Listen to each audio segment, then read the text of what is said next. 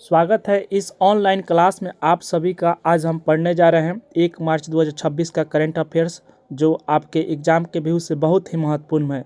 जैसे में UPSC, BPSC, UP PCS, RPSC, JPSC, MPPSC, जैसे में SSC, CGL, CHSL, MTS, SI दरोगा, bank PO, clerk, RBI exam के लिए बहुत ही उपयोगी। जैसे एनडीए हो गया, सीडीएस हो गया, सीपीएफ हो गया आदि सभी स्टेट पी से एग्ज़ाम के लिए बहुत ही उपयोगी है। तो चलिए शुरू करते हैं। पहला क्वेश्चन है कि जनवरी 2026 में जारी ईपीआई सूचकांक एक्सपोर्ट प्रीपेयर्डनेस इंडेक्स में किन 3 राज्यों ने शीर्ष स्थान प्राप्त किया है? तो which 3 state secured the top position in the EPI index release in January 2026? तो ऑप्शन 1 में महाराष्ट्र, कर्नाटक या तमिलनाडु, ऑप्शन बी में गुजरात, महाराष्ट्र या कर्नाटक, ऑप्शन सी में तमिलनाडु, तेलंगाना, आंध्र प्रदेश, ऑप्शन डी में है उत्तर प्रदेश या हरियाणा या पंजाब। तो इसका आंसर हो जाएगा ऑप्शन बी सही हो जाएगा, गुजरात, महाराष्ट्र या कर्नाटक। इसका आंसर हो जाएगा गुजरात, महाराष्ट्र और कर्नाटक। जो ईपीआई सूचकांक में शीर्ष स्थान कौन सा राज्य है? गुजरात है, महाराष्ट्र है और कर्नाटक है। ऑप्शन बी सही हो जाएगा, गुजरात, महाराष्ट्र और कर्नाटक। आइए इसके बारे में देखते हैं विस्तार से। तो जनवरी 2026 में जारी ईपीआई सूचकांक में यानी एक्सपोर्ट प्रीपेयर्डनेस इंडेक्स में गुजरात, महाराष्ट्र और कर्नाटक शीर्ष स्थान पर है। जो यह सूचकांक राज्यों को निर्यात तैयारियों का आकलन करता है, यानी जो सूचकांक राज्यों की निर्यात तैयारियों का आकलन किया जाता है, यानी एक राज्य से दूसरे राज्य में जो निर्यात किया जाता है उसी के आधार पर आकलन किया जाता है। इसका उद्देश्य क्या है? तो राज्यों में निर्यात तैयारियों का मूल्यांकन करना, ताकि वे भारत के 2030 तक 1 ट्रिलियन मर्चेंडाइज एक्सपोर्ट टारगेट और विकसित भारत 2047 तक विजन योगदान दे सके। इसीलिए ईपीआई सूचकांक गुजरात और महाराष्ट्र और कर्नाटक जो शीर्ष स्थान पर हैं। तो इसका आंसर हो जाएगा ऑप्शन बी सही हो जाएगा, गुजरात, महाराष्ट्र और कर्नाटक। अगला कंसेप्ट देखते हैं। 28 फरवरी 2026 को भारत ने पहले सेमीकंडक्टर एटीपी यानी असेंबली टेस्ट मार्क यानी एटीपी का पैकेज एटीएमपी का फुल फॉर्म क्या है? तो assembly test mark package plant का उद्घाटन किस कंपनी द्वारा किया गया है? यानी which company inaugurated India's first semiconductor ATMP plant on 28 February 2026? तो इनमें से जो 28 फरवरी 2026 को भारत के पहले सेमीकंडक्टर एटीएमपी का पहला उद्घाटन किस कंपनी द्वारा किया गया है? तो ऑप्शन 1 में इंटेल, ऑप्शन बी में है माइक्रोन टेक्नोलॉजी, ऑप्शन सी में सैमसंग, ऑप्शन डी में टीसीएमसी। तो इसका आंसर हो जाएगा जो 28 फरवरी 2026 को भारत के पहले सेमीकंडक्टर एटीएमपी प्लांट का उद्घाटन किस कंपनी द्वारा किया गया है? तो इसका आंसर हो जाएगा ऑप्शन बी सही हो जाएगा, माइक्रोन कंपनी यानी माइक्रोन टेक्नोलॉजी कंपनी का उद्घाटन किया गया है। भारत का पहला सेमीकंडक्टर एटीएमपी का फुल फॉर्म क्या है? तो असेंबली टेस्ट मार्क पैकेज। जो पहला प्लांट उद्घाटन किस कंपनी द्वारा किया गया है? तो माइक्रोन टेक्नोलॉजी द्वारा किया गया है। भारत का पहला सेमीकंडक्टर माइक्रोन टेक्नोलॉजी। तो उम्मीद है कि आपको समझ आ गया होगा। आइए इसके बारे में विस्तार से देखते हैं। 28 फरवरी 2026 को प्रधानमंत्री नरेंद्र मोदी ने गुजरात के संसद में भारत का पहला एटीएमपी सेमीकंडक्टर प्लांट का उद्घाटन किए। यानी 28 फरवरी 2026 को प्रधानमंत्री नरेंद्र मोदी ने गुजरात कहाँ पे किए हैं? तो गुजरात के सनद में भारत का पहला एटीएमपी सेमीकंडक्टर प्लांट का उद्घाटन किया है। प्लांट गुजरात के सनद में स्थापित किया गया है। यानी कहाँ पे? तो गुजरात के सनद में स्थापित किया गया है। यह प्लांट माइक्रोन टेक्नोलॉजी द्वारा स्थापित किया गया। यह कंपनी जो सेमीकंडक्टर तो किसके द्वारा किया गया प्लांट? तो माइक्रोन टेक्नोलॉजी द्वारा स्थापित किया गया। तो इसका आंसर हो जाएगा ऑप्शन बी, माइक्रोन टेक्नोलॉजी। इसका ऑप्शन बी सही हो जाएगा। आइए अगला कंसेप्ट देखते हैं कि इन्वेस्टमेंट इसमें कितना लगा है? तो लगभग 22,516 करोड़ इसमें इन्वेस्टमेंट लगा है, जो भारत सरकार और राज्य सरकार द्वारा इसमें साथ में स्थापित किया गया है। तो उम्मीद है कि आपको समझ आ गया होगा। जो 22,576 करोड़ का निवेश किया गया है इसमें। तो ATMP का प्लांट क्या करता है, यानी ATMP असेंबली टेस्ट, यानी इसका फुल फॉर्म क्या आता है। तो ATMP का full form assembly test mark and package. जो ATMP क्या करता है, तो चिप्स को असेंबल करता है, गुणवत्ता का प्रशिक्षण करता है यानी टेस्टिंग करता है, मार्किंग करता है, पैकेजिंग करता है, और यह चिप निर्माण के बाद की प्रक्रिया, यानी यह जो चिप निर्माण हो जाता है तब फैब्रिकन के बाद की प्रक्रिया काम करता है ATMP। तो उम्मीद है कि आपको समझ आ गया होगा। अगला कंसेप्ट देखते हैं। अगला कंसेप्ट है कि भारतीय रेल के नए टिकटिंग ऐप का नाम क्या है, यानी भारतीय रेल के नए टिकटिंग ऐप का नाम क्या है जिसे 1 मार्च 2026 को लागू किया गया है। What is the name of the new Indian railways ticketing app implemented from 1 March 2026। तो ऑप्शन 1 में है UTS ऐप, ऑप्शन बी में IRCTC rail contact, option C में है rail one app, option D में है रेल मोबाइल। तो भारतीय रेलवे के नए टिकटिंग ऐप का नाम क्या है जिसे 1 मार्च 2026 से लागू किया गया है। तो इसका आंसर हो जाएगा ऑप्शन सी सही हो जाएगा, रेल ऐप इसका आंसर हो जाएगा। जो भारतीय रेल के नए टिकटिंग ऐप का नाम क्या है, तो रेल वन ऐप है जो 1 मार्च 2026 से लागू किया गया है। ऑप्शन सी सही हो जाएगा। आइए इसके बारे में विस्तार से देखते हैं।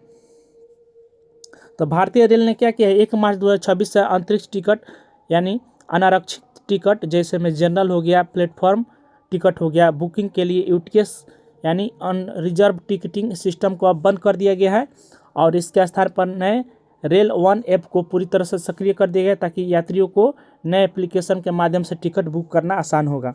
रेल वन भारतीय रेल का नया आधिकारिक मोबाइल एप्लीकेशन है जिसे यात्रियों को एकीकृत सेवाएं प्रदान करने का लक्ष्य इसका रखा गया है। यह ऐप क्या करेगा, तो टिकट बुकिंग करेगा, ट्रेन स्टेटस दिखाएगा, PNR जानकारी देगा, और रेलवे की सेवाओं को एक ही प्लेटफॉर्म पर सारी उपलब्ध कराई गई है। तो इसका आंसर हो जाएगा रेल वन, जो सारी सुविधाएं एक ही ऐप पर कराया गया है रेलवे की जानकारी। तो इसका आंसर हो जाएगा ऑप्शन सी सही हो जाएगा, रेल वन ऐप। अगला कंसेप्ट देखते हैं। अगला कंसेप्ट है कि भारत की पहली LIGO यानी laser interferometer gravitational wave observatory वेधशाला कहाँ स्थापित की जा रही है। तो where is the India's first LIGO observatory being setup. तो यहाँ आपको जो भारत की पहली LIGO वेधशाला कहाँ स्थापित की जा रही है, तो ऑप्शन 1 में है औरंगाबाद, ऑप्शन बी में है नागपुर, ऑप्शन सी में पुणे, ऑप्शन डी में हिंगोली। तो भारत की पहली वेधशाला कहाँ स्थापित की जा रही है, तो इसका आंसर हो जाएगा ऑप्शन हिंगोली में स्थापित की जा रही है। जो भारत की पहली वेधशाला कहाँ स्थापित की जा रही है, तो हिंगोली इसका आंसर हो जाएगा, ऑप्शन डी सही हो जाएगा, डी इसका आंसर हो जाएगा हिंगोली। जो आइए देखते हैं इसके बारे में विस्तार से। भारत की पहली LIGO इंडिया सुविधा महाराष्ट्र के राज्य के हिंगोली डिस्ट्रिक्ट में स्थापित की जा रही है। जो भारत की पहली LIGO इंडिया सुविधा महाराष्ट्र के कहाँ पर स्थापित की जा रही है, तो हिंगोली डिस्ट्रिक्ट में स्थापित किया जा रहा है। यह परियोजना ओंडा गांव में विकसित किया जा रहा है। कहाँ, कौन सा गांव है, तो ओंडा गांव है जो महाराष्ट्र के हिंगोली डिस्ट्रिक्ट में स्थापित की जा रही है, महाराष्ट्र में स्थापित किया जा रहा है भारत की पहली LIGO इंडिया सुविधा हिंगोली। तो आइए अगला कंसेप्ट देखते हैं। जो LIGO क्या है, तो LIGO यानी लेजर इंटरफेरोमीटर ग्रेविटेशनल वेव है, एक अत्याधुनिक भौतिक प्रयोगशाला है। यानी क्या है, एक इसका फुल फॉर्म क्या होता है, लेजर इंटरफेरोमीटर ग्रेविटेशनल वेव, जो एक क्या है, एक अत्याधुनिक भौतिक प्रयोगशाला है जिसका उद्देश्य क्या है, तो इसका उद्देश्य है ब्लैक होल, न्यूट्रॉन तारे और अन्य ब्रह्मांडीय घटनाओं से उत्पन्न गुरुत्वाकर्षण तरंगों के बारे में पता लगाना है। यानी क्या है, इसका उद्देश्य क्या है, तो यह अत्याधुनिक भौतिक प्रयोगशाला का स्थापना किया गया है LIGO का, जो क्या करेगा यह, तो ब्लैक होल का, न्यूट्रॉन तारे का और अन्य ब्रह्मांडीय घटनाओं से जो उत्पन्न ग्रेविटेशनल तरंगें होती है उनका पता लगाया जाएगा LIGO के माध्यम से। तो उम्मीद है कि आपको समझ आ गया होगा LIGO क्या है। तो सेशन पसंद आए तो लाइक कीजिए और शेयर भी कीजिए, और चैनल को अपने दोस्त के पास शेयर जरूर कीजिए। अगला कंसेप्ट देखते हैं। हाल ही में असम में प्रधानमंत्री नरेंद्र मोदी ने बैगुरुम्बा धाऊ 2026 को संबोधित किया है, जो किस समुदाय का सांस्कृतिक कार्यक्रम है। तो recently in Assam prime minister Narendra Modi addressed Bagurumba Dwhou 2026 cultural event of which community. तो जो किस कम्युनिटी से संबंधित है, तो ऑप्शन 1 में मिसिंग, ऑप्शन बी में बोडो, ऑप्शन सी में काबरी, ऑप्शन डी में है दिमासा। तो इसका आंसर हो जाएगा ऑप्शन बी सही हो जाएगा, बोडो इसका आंसर हो जाएगा। जो असम में प्रधानमंत्री नरेंद्र मोदी ने बैगुरुम्बा धाऊ 2026 को संबोधित किया है, जो किस समुदाय से संबंधित है कार्यक्रम, तो बोडो समुदाय से संबंधित है। जो कार्यक्रम, जो सांस्कृतिक कार्यक्रम है, बोडो समुदाय से संबंधित है। बैगुरुम्बा धाऊ 2026 का आयोजन किया गया है, जो प्रधानमंत्री उसका संबोधित किए हैं। अगला कंसेप्ट देखते हैं। बैगुरुम्बा धाऊ 2026 में आयोजित बोडो समुदाय का एक प्रमुख सांस्कृतिक कार्यक्रम है। बैगुरुम्बा जो बोडो समुदाय का एक प्रसिद्ध पारंपरिक लोक नृत्य है, यानी फोक डांस है।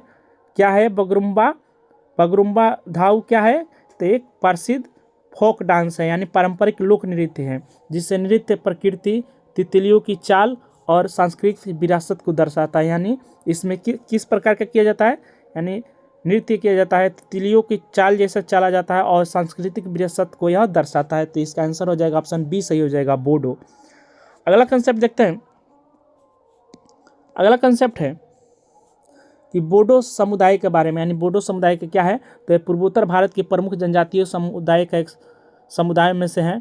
जो पूर्वोत्तर भारत के प्रमुख जनजातियों में के समुदाय में से है बोडो समुदाय। यह मुख्यतः कहाँ पाए जाते हैं, तो असम के बोडोलैंड क्षेत्र में निवास करते हैं। कहाँ पे, तो असम के बोडोलैंड में निवास करते हैं। इनकी भाषा क्या है, तो बोडो है, जो देवनागरी लिपि में लिखी जाती है।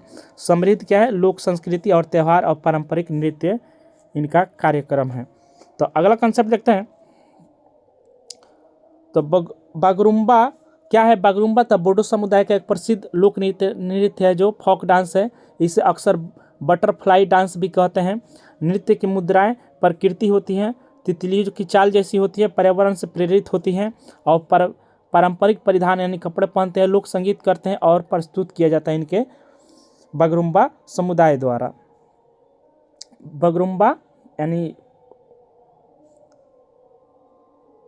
अगला कंसेप्ट देखते हैं। बोडो समुदाय द्वारा बैगुरुम्बा किया जाता है। तो अगला कंसेप्ट देखते हैं। हाल ही में चर्चा में रहा सूर्यास्त क्या है, सूर्यास्त्र क्या है। What is the Suryastra that was recently in the news. तो ऑप्शन 1 में एक नई मिसाइल प्रणाली, ऑप्शन बी में भारतीय तटरक्षक बल के नए जहाज का नाम, ऑप्शन बी सी में एक अंतरिक्ष मिशन, ऑप्शन डी में एक सैन्य अभ्यास। तो हाल ही में चर्चा में रहा सूर्यास्त्र क्या है, तो इसका आंसर हो जाएगा ऑप्शन बी सही हो जाएगा, और भारतीय तटरक्षक बल के नए जहाज का नाम है। जो हाल ही में चर्चा में रहा सूर्यास्त्र क्या है, तो भारतीय तटरक्षक बल के नए जहाज का नाम है, ऑप्शन बी सही हो जाएगा। अगला कंसेप्ट देखते हैं।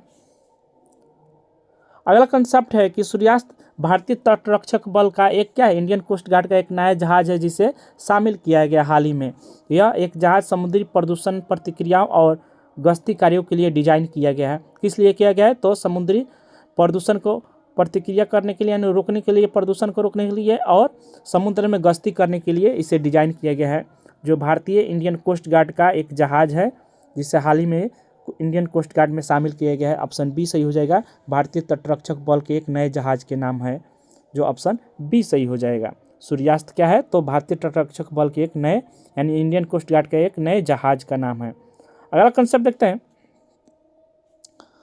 क्या है सूर्यास्त, तो सूर्यास्त क्या है, इंडियन कोस्ट गार्ड का एक नया जहाज है, जिसे हाल ही में बेडो में शामिल किया गया है। कहाँ पे शामिल किया गया है, तो इंडियन कोस्ट गार्ड में शामिल किया गया है। यह जहाज समुद्री सुरक्षा करता है, प्रदूषण नियंत्रण को कार्यों के लिए विशेष रूप से डिजाइन इसे किया गया है। अगला कंसेप्ट है, इसकी मुख्य विशेषता क्या है, तो मैरीटाइम पेट्रोल यानी समुद्री सीमाओं को निगरानी करता है और खोज एवं बचाव का अभियान कराता है, और भारतीय तटरक्षक सुरक्षा तटीय सुरक्षा को मजबूत करता है। तो उम्मीद है कि आपको समझ आ गया होगा। अगला कंसेप्ट देखते हैं, चर्चा में क्यों रहा है।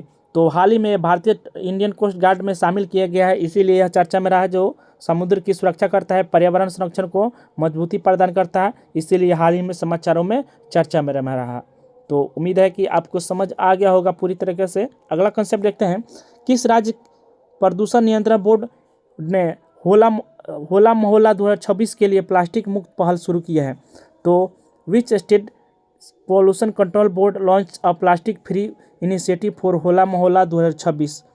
तो होला मोहल्ला कहाँ पे शुरू किया गया है। तो ऑप्शन 1 में हरियाणा, ऑप्शन बी में है पंजाब, ऑप्शन सी में हिमाचल प्रदेश, ऑप्शन डी में है दिल्ली। तो इसका आंसर हो जाएगा बी सही हो जाएगा, पंजाब में शुरू किया गया। जो किस राज्य प्रदूषण नियंत्रण बोर्ड ने होला मोहल्ला के लिए प्लास्टिक मुक्त पहल के शुरू किया गया है, तो पंजाब में शुरू किया गया, ऑप्शन बी सही हो जाएगा। आइए इसके बारे में विस्तार से देखते हैं। पंजाब में पॉल्यूशन कंट्रोल बोर्ड ने यानी PPCB ने यानी पंजाब पॉल्यूशन कंट्रोल बोर्ड ने होला मोहल्ला 2026 के दौरान प्लास्टिक मुक्त अभियान शुरू किया है।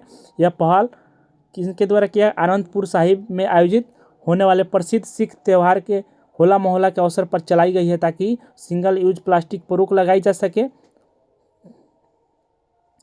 और पर्यावरण संरक्षण को बढ़ावा दिया जा सके और धार्मिक आयोजन को ग्रीन फेस्टिवल बनाया जा सके। तो इसका आंसर हो जाएगा ऑप्शन बी, पंजाब में शुरू किया गया। उम्मीद है कि आपको समझ आ गया होगा। अगला कंसेप्ट देखते हैं। अगला कंसेप्ट है कि 7वीं एशिया आर्थिक वार्ता यानी 7th एशिया इकोनॉमिक डायलॉग 2026 में कहाँ आयोजित की जाएगी। तो where is the 7th Asia economic dialogue एड 2026 बी हेल्ड। तो ऑप्शन 1 में है नई दिल्ली, ऑप्शन बी में है मुंबई, ऑप्शन सी में है पुणे, ऑप्शन डी में है बेंगलुरु। तो जो 7वीं एशिया आर्थिक वार्ता आयोजित कहाँ की जाएगी, तो इसका आंसर हो जाएगा ऑप्शन सी सही हो जाएगा, पुणे में आयोजित की जाएगी। जो 7वीं एशिया आर्थिक वार्ता 2026 में कहाँ आयोजित की जाएगी, पुणे में की जाएगी, ऑप्शन सी सही हो जाएगा, पुणे इसका आंसर हो जाएगा। अगला कंसेप्ट देखते हैं, जो 7वीं एशिया आर्थिक वार्ता 2026 कहाँ की जाएगी, तो पुणे में आयोजित की जाएगी। यह सम्मेलन भारत के मिनिस्ट्री एक्सटर्नल अफेयर्स यानी MEA द्वारा आयोजित किया जा रहा है। किसके द्वारा किया जा रहा है, तो ministry of external affair MEA द्वारा शुरू किया जा रहा है। जो ऑप्शन सी से हो जाएगा, पुणे इसका आंसर हो जाएगा। अगला कंसेप्ट देखते हैं, ये एशिया में उभरती अर्थव्यवस्था पर चर्चा करना है और भारत की ईस्ट पॉलिसी और इंडो पॉलिसी विजन को मजबूत करना है, व्यापार में निवेश करना। इसका उद्देश्य क्या है, तो इकोनॉमिक सम्मेलन का जो हुआ है जियो इकोनॉमिक सम्मेलन, जो इसका उद्देश्य क्या है, तो उभरती अर्थव्यवस्था पर चर्चा करना है और भारत की एक्ट ईस्ट पॉलिसी यानी इंडियो पैसिफिक विजन को मजबूत करना है और व्यापार निवेश क्षेत्रीय सहयोग को बढ़ावा देना है। वैश्विक आपूर्ति श्रृंखला यानी ग्लोबल सप्लाई चेन और आर्थिक सुधार पर विचार विमर्श करना है। तो उम्मीद है कि आपको समझ आ गया होगा। अगला कंसेप्ट देखते हैं, इसमें कौन कौन भाग लेते हैं। तो विभिन्न एशियाई देशों को, जो एशिया देश में है वो मंत्री, एशियाई जो देश हैं वो मंत्री और राजनयिक इसमें शामिल होते हैं, पॉलिसी एक्सपर्ट्स शामिल होते हैं और इकोनॉमिक्स जो अर्थशास्त्री होते हैं वो भी शामिल होते हैं और उद्योग जगत के जो प्रतिनिधि होते हैं वो भी इसमें शामिल होते हैं। तो उम्मीद है कि आपको समझ आ गया होगा। अगला कंसेप्ट देखते हैं कि निधि छिबर को हाल ही में किस संगठन के अतिरिक्त CEO नियुक्त किया गया है। तो निधि छिबर को हाल ही में किस संगठन का अतिरिक्त CEO नियुक्त किया गया है, तो Nidhi Chhibber has been appointed as the additional CEO of which organisation. तो ऑप्शन 1 में है सेबी, ऑप्शन बी में नीति आयोग, ऑप्शन सी में है RBI, ऑप्शन डी में है NHAI। तो हाल ही में निधि छिबर को नियुक्त किया गया है, तो नीति आयोग के CEO नियुक्त किया गया है, ऑप्शन बी सही हो जाएगा। निधि छिबर को नीति आयोग का CEO नियुक्त किया गया, ऑप्शन बी सही हो जाएगा। आइए इसके बारे में देखते हैं विस्तार से, यह क्या है। तो एक वरिष्ठ नौकरशाही है निधि छिबर, जो हाल ही में नीति आयोग की अतिरिक्त मुख्य कार्यकारी यानी CEO के रूप में एडिशनल चीफ एग्जीक्यूटिव ऑफिसर के रूप में नियुक्त किया गया है। किन्हें, तो निधि छिबर को जो अतिरिक्त मुख्य कार्यकारी के रूप में इन्हें नियुक्त किया गया है। उन्हें नीति निर्माण और रणनीतिक योजनाओं और कार्यकारी कार्यक्रमों के क्रियान्वयन में महत्वपूर्ण भूमिका जिम्मेदारी सौंपी गई है। तो ऑप्शन बी सही हो जाएगा, नीति आयोग इसका आंसर हो जाएगा। अगला कंसेप्ट देखते हैं,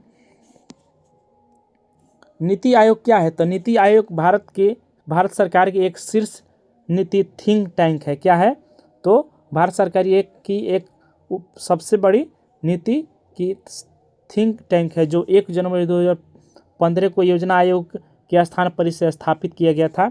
कब स्थापित किया गया था, तो योजना आयोग के स्थान पर इसे 1 जनवरी 2015 को स्थापित किया गया था। इसका उद्देश्य क्या है, तो इसका सहकारी संघवाद को बढ़ावा देने ने कोऑपरेटिव फेडरलिज्म को बढ़ावा देना है, इसका यही उद्देश्य है नीति आयोग का। आइए इसके बारे में और देखते हैं। अगला कंसेप्ट है कि भारतीय सेना ने वर्ष 2026 को किस रूप में मनाने की घोषणा की है। तो भारतीय सेना ने वर्ष 2026 को किस रूप में मनाने की घोषणा की है, तो ऑप्शन 1 में है year of logistics, option B में है year of networking and data centricity, option C में है year of technology absorption, option D में ईयर ऑफ डिजिटल ट्रांसफॉर्मेशन। तो भारतीय सेना ने वर्ष 2026 को किस रूप में मनाने की कोशिश की है, तो इसका आंसर हो जाएगा ऑप्शन बी सही हो जाएगा, year of networking and data centricity. क्या है, तो आंसर हो जाएगा ऑप्शन बी सही हो जाएगा, year of networking and data centricity, जो भारतीय सेना ने वर्ष 2026 को रूप में मनाने की घोषणा की है, तो year of networking and data centricity. अगला कंसेप्ट देखते हैं, इंडियन आर्मी ने वर्ष 2026 को year of networking and data centricities के रूप में मनाने की घोषणा की है। इसका मुख्य उद्देश्य क्या है, तो सुरक्षित और मजबूत सैन्य नेटवर्क स्थापित करना और डेटा इंटीग्रेशन और रियल टाइम को सूचना साझा करना, साइबर सुरक्षा को सुदृढ़ करना और तकनीकी आधुनिकीकरण को मजबूती प्रदान करना, जो ऑप्शन बी सही हो जाएगा, year of networking and data centricity, इसका आंसर हो जाएगा ऑप्शन बी सही हो जाएगा। अगला कंसेप्ट देखते हैं, प्रतिवर्ष 1 मार्च को विश्व स्तर पर किस दिवस के रूप में मनाया जाता है। तो ऑप्शन 1 में विश्व वन्य जीव दिवस, ऑप्शन बी में जीरो डिस्क्रिमिनेशन डे यानी शून्य भेदभाव दिवस, ऑप्शन सी में वर्ल्ड वाटर डे यानी विश्व जल दिवस, ऑप्शन डी में इंटरनेशनल वुमेन डे यानी अंतर्राष्ट्रीय महिला दिवस। तो प्रतिवर्ष 1 मार्च को विश्व स्तर पर किस दिवस के रूप में मनाने की घोषणा किया गया है, तो इसका आंसर हो जाएगा ऑप्शन बी सही हो जाएगा, जीरो डिस्क्रिमिनेशन डे यानी शून्य भेदभाव दिवस मनाया जाता है। प्रतिवर्ष 1 मार्च को विश्व स्तर पर किस दिवस के रूप में मनाया जाता है, तो जीरो डिस्क्रिमिनेशन डे यानी शून्य भेदभाव दिवस मनाया जाता है, ऑप्शन बी सही हो जाएगा। आइए इसके बारे में विस्तार से देखते हैं। हर वर्ष 1 मार्च को जीरो डिस्क्रिमिनेशन डे यानी शून्य भेदभाव दिवस मनाया जाता है। यह दिवस यूएन एड्स द्वारा प्रतिवर्ष 2014 में शुरू किया गया था, यानी ज्वाइंट रूप से यूनाइटेड नेशन द्वारा प्रोग्राम ऑन HIV एड्स के रूप में मनाया गया था। 2014 में शुरू किया गया था इसको। और जो ऑप्शन में दिए गए हैं, वाइल्ड लाइफ डे कब मनाया जाता है, तो 3 मार्च को मनाया जाता है। वर्ल्ड वाटर डे कब मनाया जाता है, तो 22 मार्च को मनाया जाता है। और इंटरनेशनल वुमेन्स डे कब मनाया जाता है, तो 8 मार्च को मनाया जाता है। तो संयुक्त रूप से यह शुरू किया गया था यूनाइटेड नेशन द्वारा। यह एक प्रोग्राम है किस पर, तो HIV और एड्स के द्वारा इसे समाप्त करने के लिए 2014 में यह शुरू किया गया था, शून्य भेदभाव दिवस। अगला कंसेप्ट देखते हैं, इसका उद्देश्य क्या है, तो समाज में किसी प्रकार के भेदभाव को समाप्त करना है और इक्वलिटी यानी समानता और मानवाधिकार को बढ़ावा देना है। एड्स या HIV से प्रभावित लोगों के प्रति भेदभाव को खत्म करना है। लिंग, जाति, धर्म और राष्ट्रीयता, विकलांगता या स्वास्थ्य स्थिति के आधार पर किसी के प्रति भेदभाव नहीं करना है, इसका यही उद्देश्य है। तो उम्मीद है कि आपको समझ आ गया होगा। अगला कंसेप्ट देखते हैं, इसका प्रतीक क्या है, तो इसका प्रतीक है कि जीरो, यानी प्रतीक क्या है, तो जीरो डिस्क्रिमिनेशन डे का प्रतीक है बटरफ्लाई, ने तितली है, जो तितली परिवर्तन और स्वतंत्रता का प्रतीक है। यह पहली बार 1 मार्च 2024 को मनाया गया था, UN एड्स द्वारा लॉन्च किया गया, यानी UN एड्स संयुक्त रूप से यानी परियोजना द्वारा लॉन्च किया गया था UN के द्वारा। 1 मार्च 2014 को मनाया गया था, 1 मार्च 2014 को इसे मनाया गया था। इसका प्रतीक क्या है, तो तितली है, जो तितली परिवर्तन और स्वतंत्रता का प्रतीक है। अगला कंसेप्ट देखते हैं, नक्सल विरोधी अभियानों के कारण चर्चा में रही इंद्रावती नदी किसकी एक सहायक नदी है? यानी Indravati river seen in news due to anti Naxal operation is a tributary of. तो इंद्रावती रिवर जो किस नदी की सहायक नदी है इंद्रावती? तो ऑप्शन 1 में है महानदी नदी, ऑप्शन बी में है गोदावरी नदी, ऑप्शन सी में है कृष्णा नदी, ऑप्शन डी में है नर्मदा नदी। तो इसका आंसर हो जाएगा गोदावरी नदी, ऑप्शन सही हो जाएगा, ऑप्शन बी सही हो जाएगा। नक्सल विरोधी अभियानों के कारण चर्चा में रही इंद्रावती नदी किसकी सहायक नदी है? तो गोदावरी नदी की सहायक नदी, ऑप्शन बी सही हो जाएगा। इसका आंसर हो जाएगा गोदावरी नदी की सहायक नदी है इंद्रावती नदी, तो ऑप्शन बी सही हो जाएगा। अगला कंसेप्ट देखते हैं। हाल ही में यह नदी छत्तीसगढ़ और उड़ीसा के नक्सल प्रभावित क्षेत्रों में चल रहे एंटी नक्सल ऑपरेशन के कारण चर्चा में रहा। कौन सी नदी? तो इंद्रावती नदी, जो हाल ही में छत्तीसगढ़ और उड़ीसा में नक्सल प्रभावित क्षेत्रों में चल रहा था anti Naxal operation. Indravati river जो प्रमुख लेफ्ट बैंक ट्रिब्यूटरी है, जो भारत की दूसरी सबसे बड़ी लंबी नदी की सहायक नदी है, गोदावरी की सबसे बड़ी सहायक नदी ही मानी जाती है। अगला कंसेप्ट देखते हैं। उद्गम कहाँ है, इसका ओरिजिन कहाँ है? तो उड़ीसा के कलहांडी जिले से ईस्टर्न घाट से पश्चिमी ढलानों से निकलती हुई कहाँ जाती है?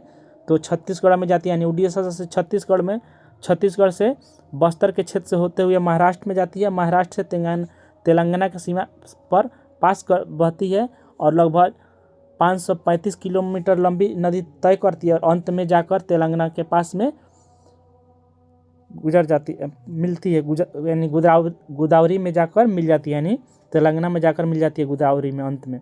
तो प्रसिद्ध स्थल क्या है? चित्रकूट फॉल्स इसके ऊपर स्थित है नदी पर, और छत्तीसगढ़ के बस्तर इलाके में इसे क्या कहा जाता है? तो लाइफ लाइन ऑफ बस्तर इसे कहा जाता है। किस नदी को? तो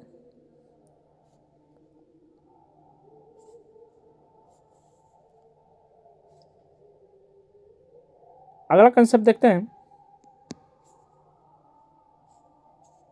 तो सेशन यहीं पर समाप्त होता है, तो सेशन को लाइक ज़रूर कीजिए और धन्यवाद। Thanks for watching, like and share following. तो मिलते हैं एक नए सेशन के साथ, तब तक के लिए bye. Okay, thank you, bye.